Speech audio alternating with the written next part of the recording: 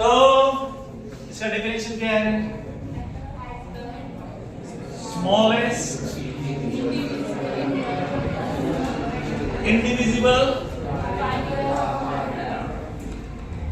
particle of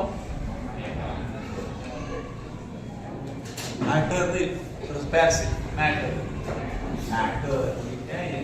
तो okay ठीक है। तो इसको क्या बोलते हैं? Definition of matter. Next second क्या है? Atoms of same element have same properties. मतलब एक्चुअली उसको डिस्क्राइब करना था आइसोटोप, बट उसने बोला नहीं वो डायरेक्टली। तो क्या है? Atoms of same element have क्या है? Same properties. ओके,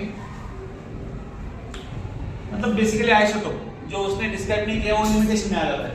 ठीक है। थर्ड वन, सेम एलिमेंट का अगर सेम प्रॉपर्टी रहेगा मतलब एटम्स ऑफ क्या? दूसरा तो एटम्स ऑफ डिफरेंट एलिमेंट्स क्या है? क्या है? Different properties. Okay. Fourth one,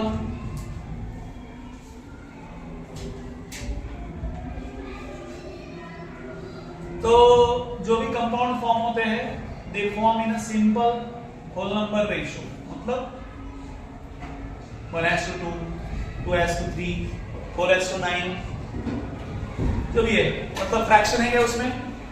no. तो हम लोग यहां पे क्या बोलो? द कंपाउंड फॉर्म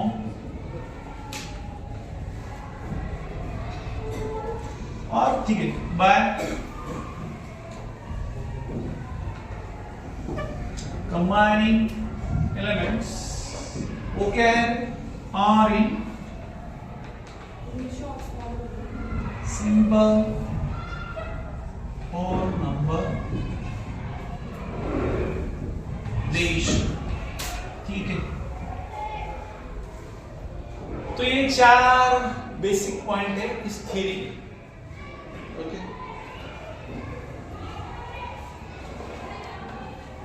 तो ये हो गए पोस्टुलेट्स। फिर लिमिटेशन में क्या आता है?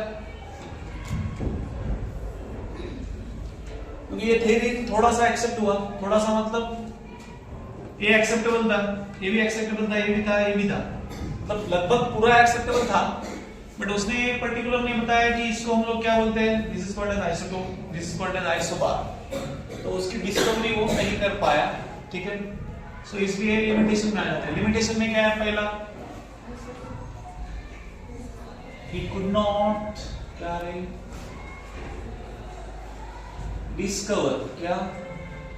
आइसोटोप। ठीक है। सेकेंड, लिमिटेशन मतलब जो कर नहीं पाया वो सब इसमें आएगा। जो कर पाया वो इधर है, जो कर नहीं पाया वो इधर है। he could not discover क्या है? आइसोबार। तो आइसोटोप और आइसोबार क्लियर है क्या? पता है ना, ऑलरेडी उस दिन बताया। जो गरीब लोग नहीं थे, देखो इधर आइसोटोप कौन रहता है? जिनके क्या से एंड आइसोटोप जिसके सिर पे टोपी रहता है, that is called isotope. Yes, बोलेंगे।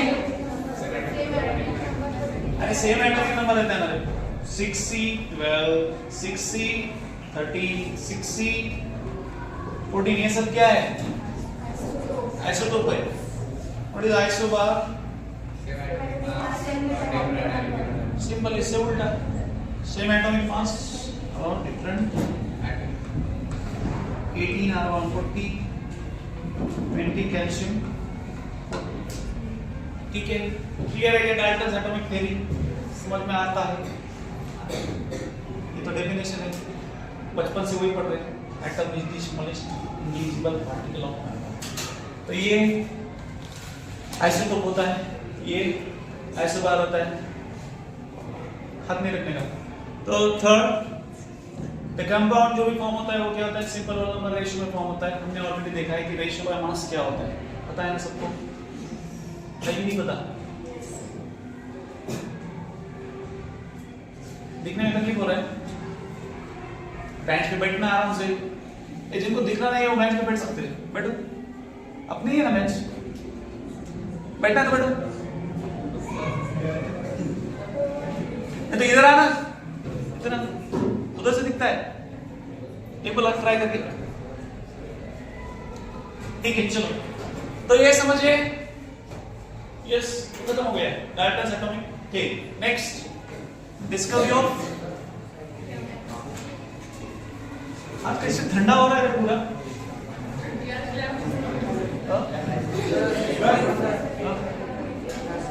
लिखना है, ठीक है बोलो फिर,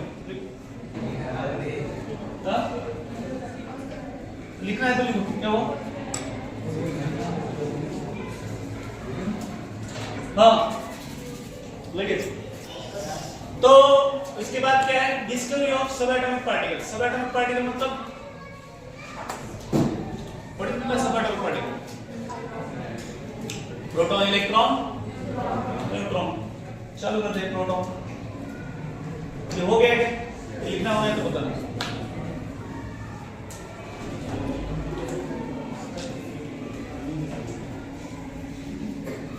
तो क्या आवड़ते रे किस पहले नहीं, मतलब मैं पूरा हटनी बात दिखता है तेरे को।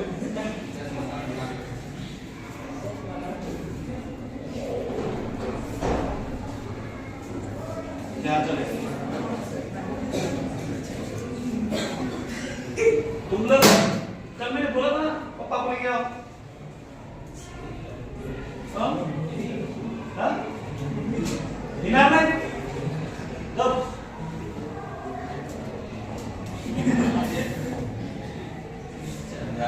पढ़ा था आज, दूसरा बात नहीं करना, ठीक है? हुआ क्या?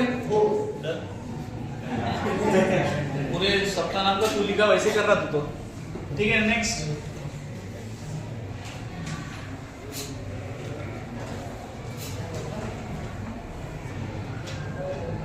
डिस्कवरी ऑफ क्या है, ठीक है, डिस्कवरी ऑफ सब एटॉमिक पार्टिकल्स बाद में लिखते हैं, प्रोटॉन। डिस्कवरी ऑफ सब एटॉमिक पार्टिकल्स, तो उसमें पहला है डिस्कवरी ऑफ प्रोटॉन।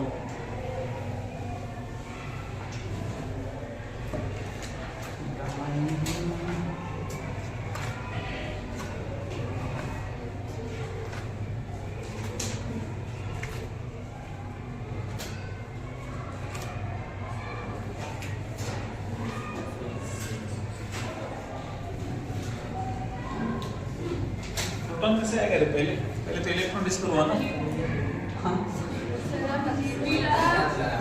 वही बोल रहा हूँ।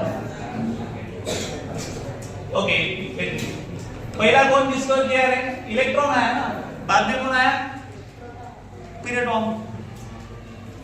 तो ये देखो, क्या देखो, ये ऐसा, इसको बोलते हैं कौन सा ट्यूब? Discharge tube.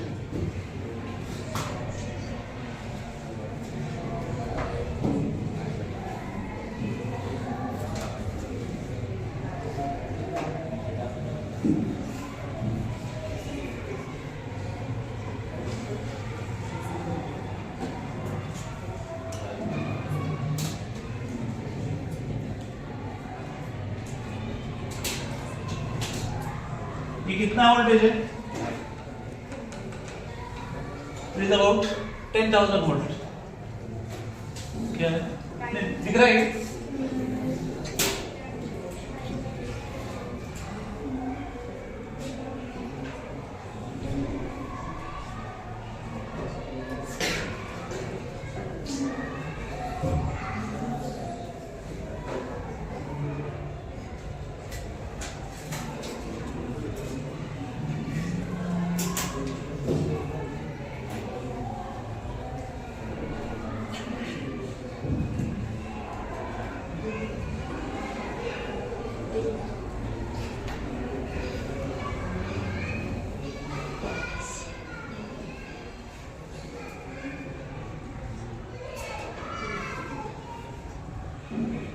ये कौन है? दिस इज नेगेटिव है, मतलब नेगेटिव एन कौन सा रहता है? Which is a negative ion? It will be cathode. और पॉजिटिव एन कौन सा रहता है? It will be anode. ठीक है। और यहाँ पे क्या है? स्पेस किस लिए दिया है? This is for what? Vacuum. Vacuum pump. Vacuum pump किस लिए है? ऐसे उसको काम नहीं कुछ वैक्यूम पंप कर दिया। ठीक है, चलो निकालो।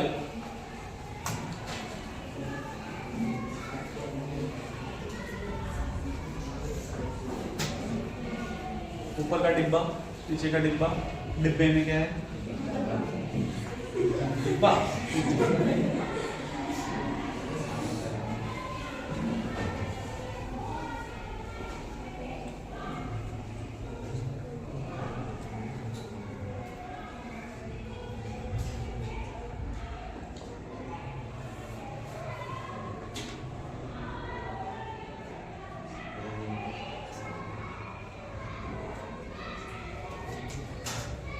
Once you finish, let me know. खत्म होने के बाद बोलो मुझे। यहाँ पे रफ में कर रहे कि फेर में कर रहे?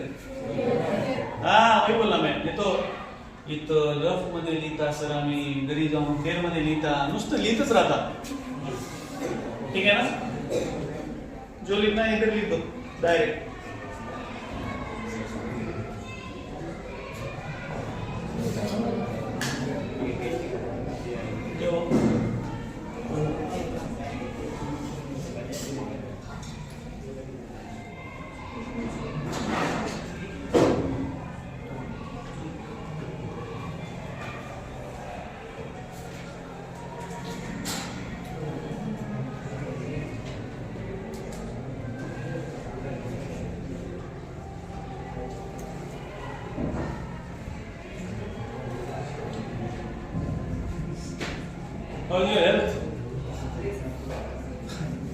तुम्हारा फ्लक्चुएशन बहुत होता है हेल्थ में।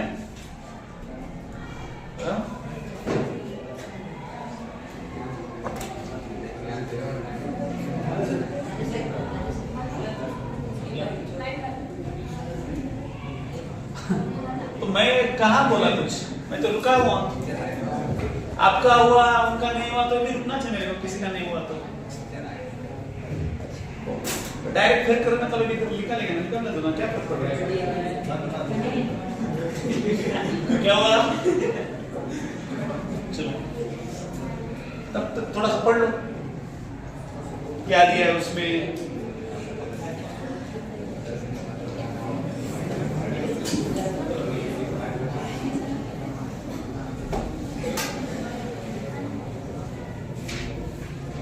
यस, वो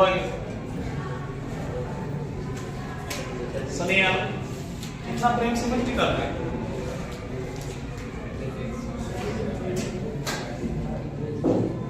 डन? ऐसा क्या देख रही है बाबा?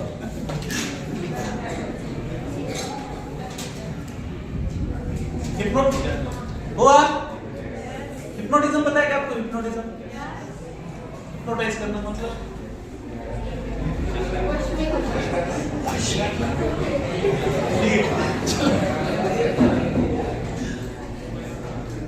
चलो रे,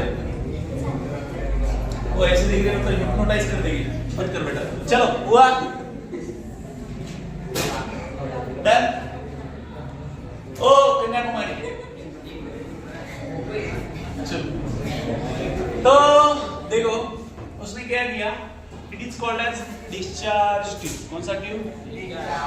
tube. It means there is no, क्या बोलते हैं हम लोग, ये डिस्चार्ज ट्यूब है, इसमें क्या नहीं है।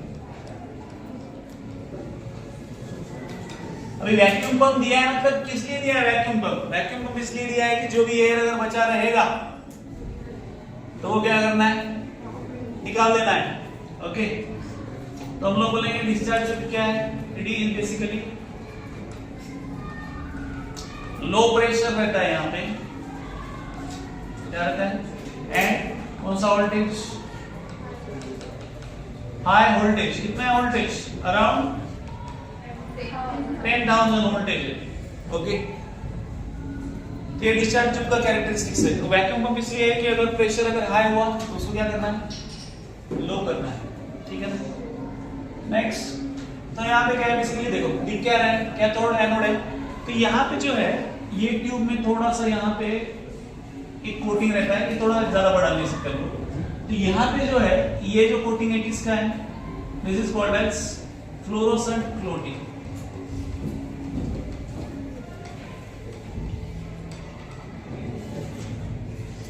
ओके, मतलब क्या होता है, मतलब कुछ नहीं होता है, बताता हूं, प्रूफ। तो व्हाट इज हिज ऑब्जर्वेशन, ये किसने डिस्कवर किया,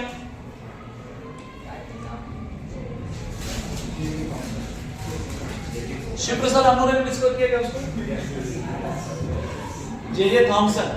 तो जैसे ही ये हाई वोल्टेज अप्लाई किया, व्हाट हैपेंस, इन्होंने देखा कि कैथोड से स्ट्रीम ऑफ पार्टिकल्स कहां से कहां जा रहा है,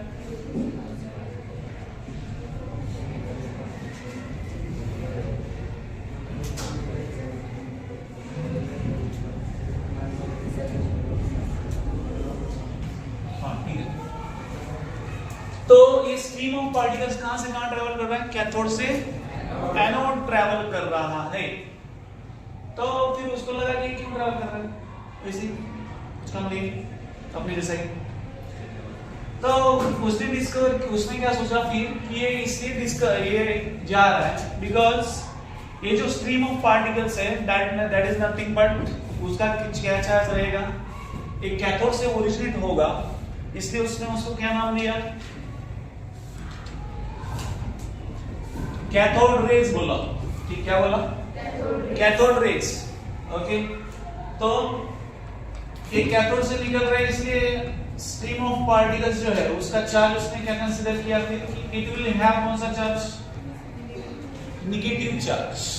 ओके, तो उसके ऊपर कौन सा चार्ज रहेगा, नेगेटिव चार्ज। बस इतना सिंपल था उसका, बाकी कुछ नहीं।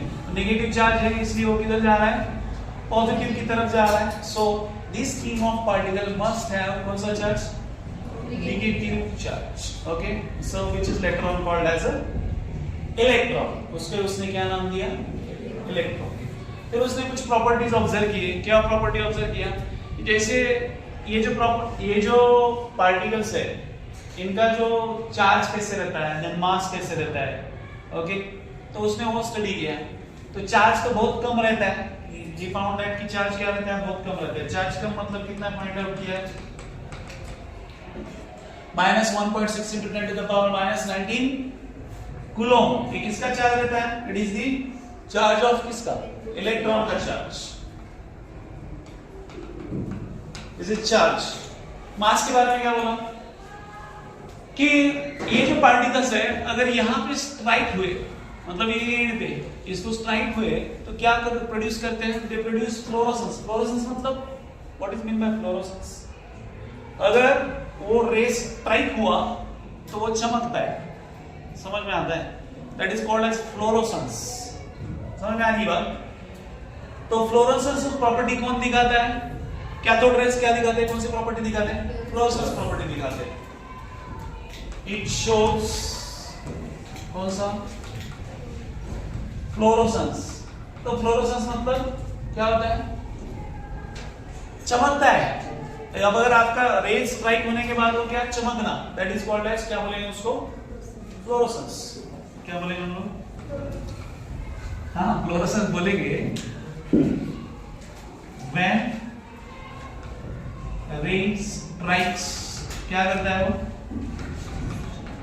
इट प्रोड्यूसेस व्हाट, ग्लो, चमक। ठीक है, समझ में आएगा, यस और नो।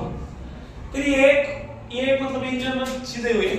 बाद में उसने बोला कि ठीक है ये सब चीजें ठीक है, but what is its effect in electric and magnetic field apply करने पे क्या होता है। Okay, what happens when electric and magnetic field is applied. अगर उसको फाइंड आउट किया हुआ, ठीक है, यहां तक समझ में आएगा, इज इट क्लियर। कुछ ऐसा बहुत लॉजिकल है नहीं थ्योरी, ठीक है ना, समझ में आ रहा है? ओके, और आपने अगर लिखना है तो उसके देखो कंक्लूजन में समराइज क्या है, स्टार्ट फ्रॉम कैथोड स्टार्ट होता है, क्या है हीट देना, तो ये सब चीजें वहां पे समराइज करके उसने मेंशन भी किया है, पूरे लिखने की जरूरत नहीं है। ठीक है, ये क्लियर है, इतना क्लियर रहेगा, यस और नो? अभी नेक्स्ट क्या है, नेक्स्ट उसने बात की कि अगर मैग्नेटिक फील्ड और इलेक्ट्रिक फील्ड अगर अप्लाई करते हैं तो क्या होता है। Okay, so what happens when the magnetic field and electric field apply. ये लिख लेने ना कोई अभी, हो गया ना, ले लो ना आगे। हाँ ठीक है,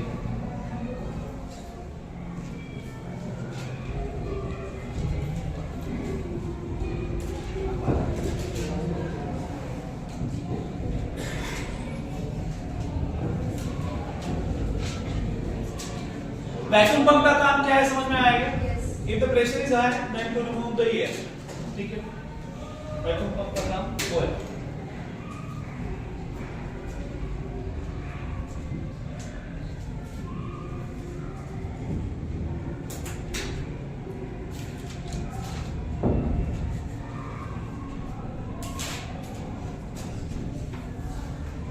हाँ एक पॉइंट रह गया हमारा, यस।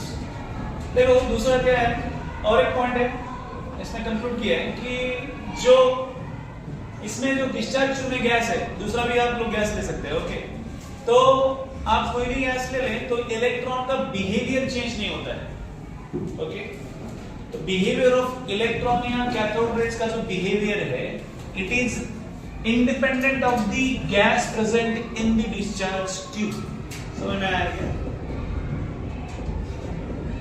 अरे डिस्चार्ज ट्यूब मतलब उसमें कुछ तो हवा रहेगा ना, ज्यादा हवा रहेगा तो निकालने के लिए वैक्यूम पंप है, ठीक है, somewhat air will be there, ठीक है ना, तो वो जो गैस रहेगा, ठीक है ना, तो वो जो गैस है वो क्या है उसका और ये कैथोड रे का नेचर का कुछ लेना देना है क्या? देयर इज नो लेना देना, देना मैम भी नहीं है और वो लेना मैम कुछ लेना देना नहीं है। बट आप अगर इसमें जाते हैं क्या, प्रोटॉन के डिस्कवरी में, तो यहाँ पे जो गैस आप लेते हैं उसका इफेक्ट किस पे होता है?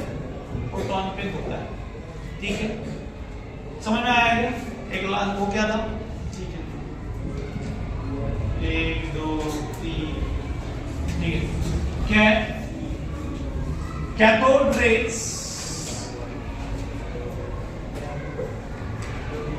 बिहेवियर क्या है?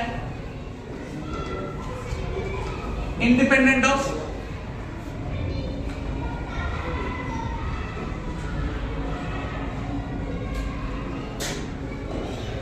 nature of gas present in discharge tube। देखो ये थियरी है, तो इसमें बहुत सारी जहां पे थ्योरेटिकल पार्ट होता है, बहुत सारी चीजें हमको एज्यूम करनी पड़ती है। एज्यूम मतलब समझता है, एजम्पशन करना पड़ता है, ठीक है, ये ऐसा ही क्यों है, वैसा ही क्यों है, ठीक है ना, उसके लॉजिकल रीजन कुछ नहीं होते।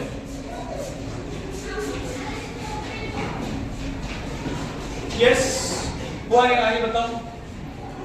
और मैं इलेक्ट्रिक और मैग्नेटिक फील्ड का एक पॉइंट बाकी है बस, देन दिस विल एंड, खत्म हो जाएगा।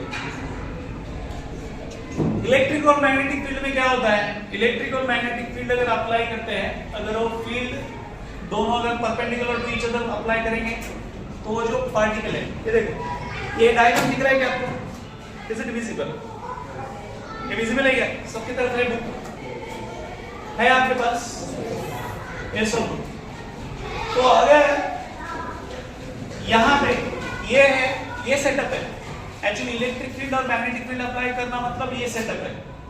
तो अगर आपने इलेक्ट्रिक फील्ड अप्लाई किया तो व्हाट हैपेंस? ओनली अगर इलेक्ट्रिक फील्ड अप्लाई किया, यहां पे देखो, अभी दूसरा डायग्राम हम नहीं निकालेंगे, सिर्फ यहां पे देखना, इसमें ध्यान दो। तो यहां पे अगर आपने इलेक्ट्रिक फील्ड अप्लाई किया तो आपका पार्टिकल कौन सा है? Negatively charge. तो निगेटिवली चार्ज है तो वो कौन से एंड की तरफ जाएगा? ऊपर जाएगा ना। मतलब अगर आप सिर्फ इलेक्ट्रिक फील्ड अप्लाई करते हो तो आपका कौन सा डॉट मिलता है आपको? A, which you get A. But आप अगर मैग्नेटिक फील्ड अप्लाई करते हो तो आपको क्या मिलता है? सी। कौन सा मिलता है? सी। और अगर आप इलेक्ट्रिक और मैग्नेटिक फील्ड कंबाइन अप्लाई करते हो इक्विलिब्रियम में, तब आपको कौन सा मिलता है? You get b. तो समझ में आ रहा है क्या? यस और नो? तो ये है इलेक्ट्रिक प्रैक्टिकली डायग्राम निकालना भी मुश्किल है वैसे, ठीक है ना? तो इलेक्ट्रिक और मैग्नेटिक फील्ड अगर अप्लाई करता है तो सिंपल है, इलेक्ट्रिक फील्ड अगर अप्लाई करता है तो ये खुद निगेटिवली चार्ज है, तो वो कौन से एंड की तरफ जाएगा?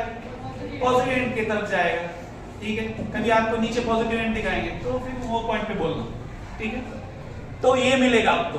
बट आपने अगर मैग्नेटिक फील्ड अप्लाई किया तो ये है मैग्नेटिक फील्ड, ये हॉर्स शू मैग्नेट रहता है, मालूम है ना आपको? ये सब पता है? पता है? नहीं पता? South pole, north pole, yes physics में आएगा वो।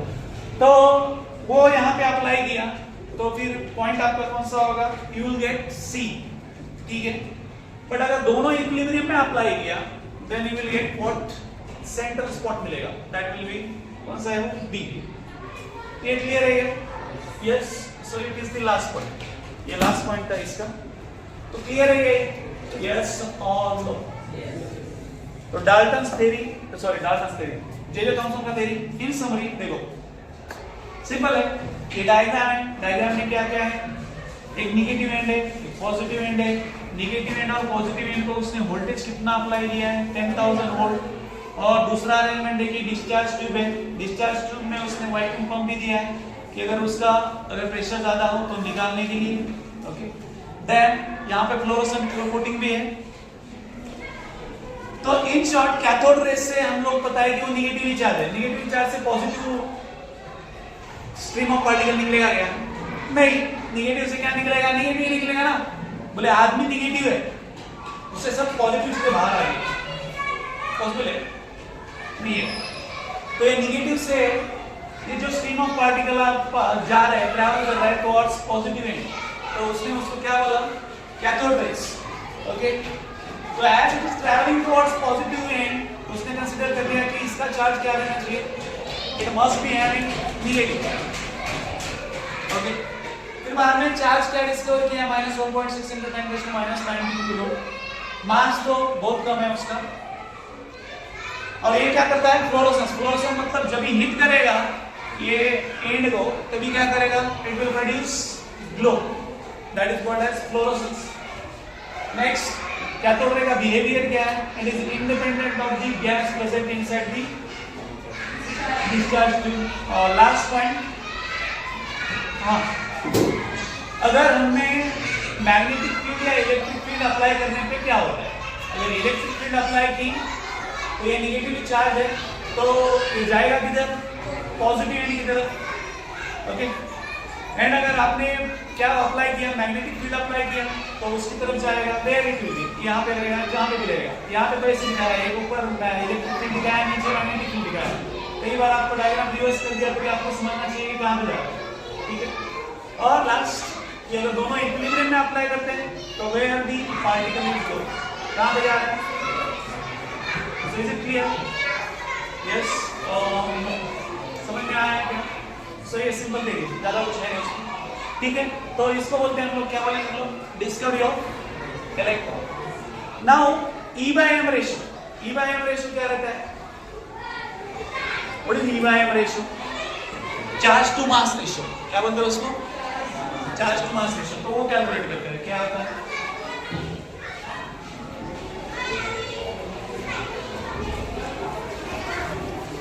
E/m रेशियो को हम लोग क्या बोलते हैं?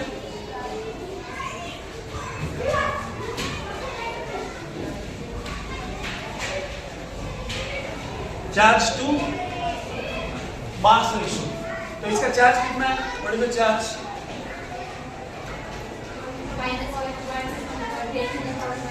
ये कितना है? या इसको कुछ स्पेसिफिक चार्ज रेशियो नाम दिया गया है?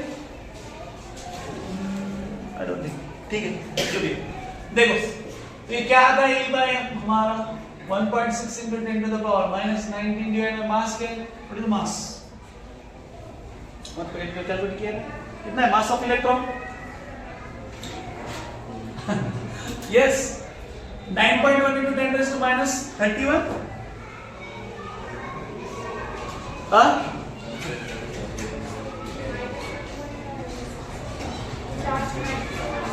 हाँ ठीक है, माइनस कंसीडर करो, ठीक है।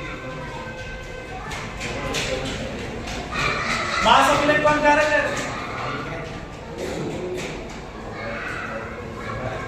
हमारा लगता है मैं गुरुजी, मास ऑफ इलेक्ट्रॉन क्या रहता है आपका? 9.1 आई थिंक सो, मेरे को याद नहीं है एग्जैक्ट। आपको याद नहीं मतलब हमको क्या है, गुंजाइश रखते सर आप है क्या? 9.22 10⁻31 है ना? ठीक है, जो भी है चलो 9.1 × 10⁻² है ना? 1 किलोग्राम में कि ग्राम में? किलोग्राम में। ठीक है चलो, तो हो गया।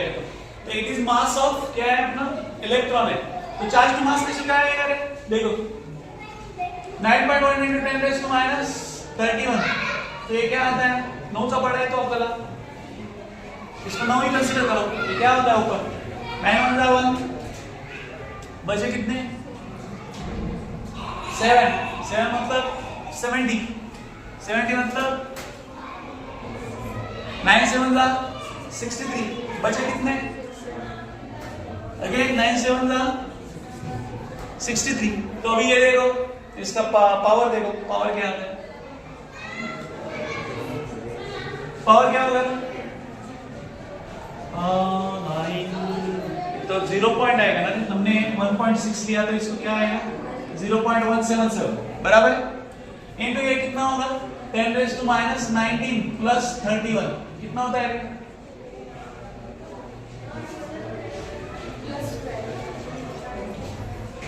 Zero 0.177 into 10⁻2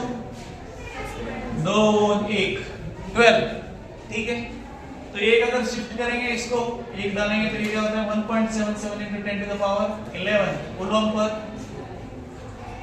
kilogram. तो ये क्या है? This is the E/m ratio और चार्ज टू मास रेशियो किसका है? किसका? इलेक्ट्रॉन का है, क्योंकि मास इलेक्ट्रॉन का, चार्ज इलेक्ट्रॉन को E/m का प्रोटॉन का रहेगा नहीं, किसका रहेगा?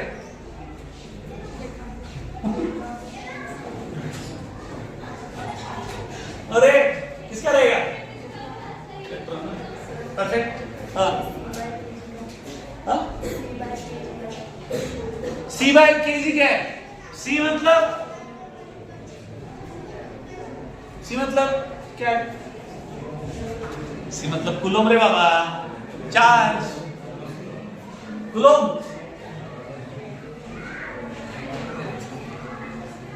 चार्ज का यूनिट होता है कूलम। कूलम में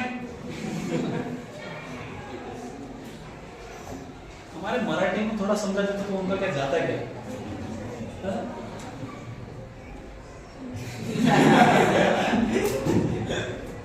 कूलम पर केजी। कूलम मतलब कूलम मतलब चार्ज का यूनिट रे बाबा। ठीक है, okay, is it clear? Yes, ठीक है। नेक्स्ट, कितना बजा है? ठीक है, क्या बोलोगे? 21। अच्छा, 1 मिनट आगे। ठीक है, यहाँ पे रुक जाते हैं। बचा पूछा जो भी है अपना परसों देखते हैं, कल